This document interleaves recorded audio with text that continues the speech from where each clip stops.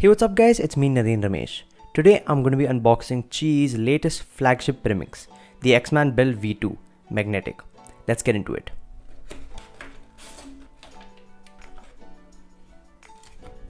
So now that we've gotten everything out of the way, let's start by going through some of the collectibles. Over here we have a pamphlet. We have a couple of cube cards which look pretty nice. The images seem to be of reasonably high quality. This looks to be a designer of the puzzle. And finally we have what looks to be the internal structure of the puzzle. Now let's get into the puzzle. I'd also like to mention that I did receive a spare set of magnets. I'm unsure as to whether this is meant for the tips or whether it's meant for the pieces, but I will look into that. As you can see, the puzzle looks quite different from an outward perspective when compared to the X-Man Bell version 1. And the immediate reason is due to these small ridges you can see in between the tips and the edge pieces.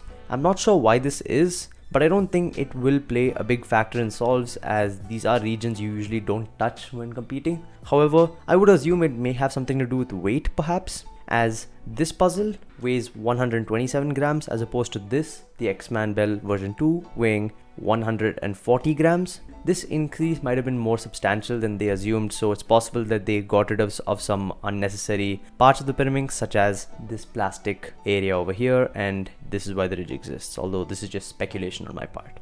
Anyway, without further ado, let's get into some of the first turns of the puzzle. Wow.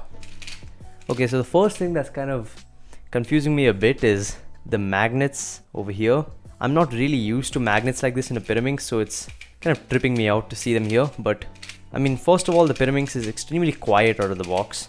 Looks like it was lubed with some kind of factory lube, or this is just how it sounds. Yeah, so there is some spring noise. So I will be potentially taking it apart and lubing the core to get rid of this issue. But so far it does seem pretty nice. Let's check the corner cutting intentions. Okay, so it is cutting alright, but it's definitely pretty tight. So I will be loosening it a bit to my liking. However, it does seem to be turning pretty well, which is nice. Now let's get into the second part of this, which is the customization, which is the main factor that sets it apart from the X-Man Bell version 1. I'm not really too sure of how to do this, but obviously we have seen the magnets here, so let's see how they work. So it looks like you will need a screwdriver to modify the magnet strength on this puzzle. From what I understand, the magnet strength is determined by which way the long end of that cross points at. So I don't know if you can hear that, but I'll bring the microphone closer so you can.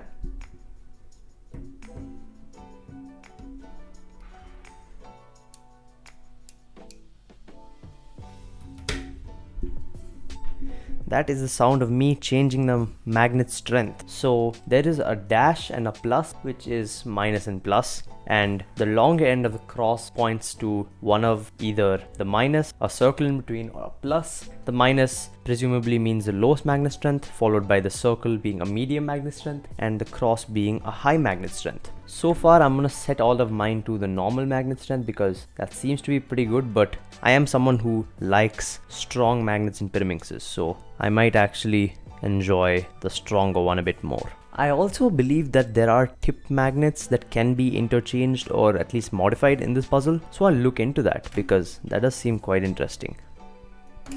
So this is what the tip mechanism looks like. It seems pretty standard to most other Pyraminxes. I'm not sure how you would change it. However, it might be possible to. That's pretty cool. So it might be possible to stack the magnets provided over here onto the magnets that are already on the tip to provide more magnet strength, which is very interesting. I think that's a new concept, and I think that's quite cool because it doesn't look like you can change these in any way directly, but stacking magnets on top of this to make them stronger seems pretty cool. And considering the fact that these tips seem to be a lot lighter than the X-Man Bell version 1, I might actually do that because I do prefer stronger tips. Anyway, let's reassemble the tips. There you go. From this size comparison, it looks like they're pretty similar in size, and neither feels necessarily larger in the hand. However, the magnet strength on this does seem to be considerably lighter, which is something I will be increasing. From an out of the box standpoint, the puzzle does seem to be turning quite nice, which is pretty good. The shades seem to be pretty vibrant. They might be the same as the bell. Red, blue, green.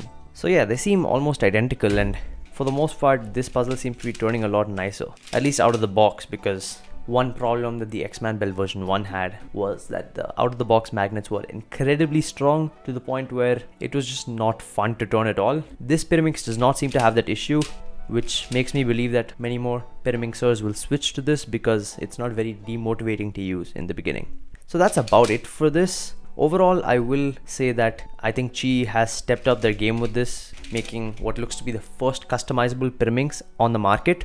The customizability does seem to be reasonably intuitive, although I will say that something like the GAN system where you could modify spring compressions with your hands and without a screwdriver would have been pretty nice, but nevertheless this is still pretty good, and it also does give you control. It does seem pretty easy to switch out, in particular the layer magnets, which should be useful. My Pyraminx style of turning is pretty variable, and sometimes when my hands are very cold I turn a lot weaker, which means I need weaker magnets. So I might even be able to change this on the fly if my hands are very cold at a competition, for example. That's about it for this first look.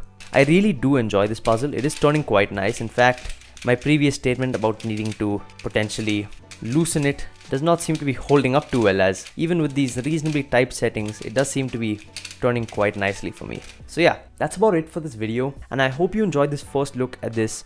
And I hope you enjoyed the first look at this newly released flagship Pyraminx, which I think will captivate the market. So that's it for this video, and I hope to see you in my next one. Bye.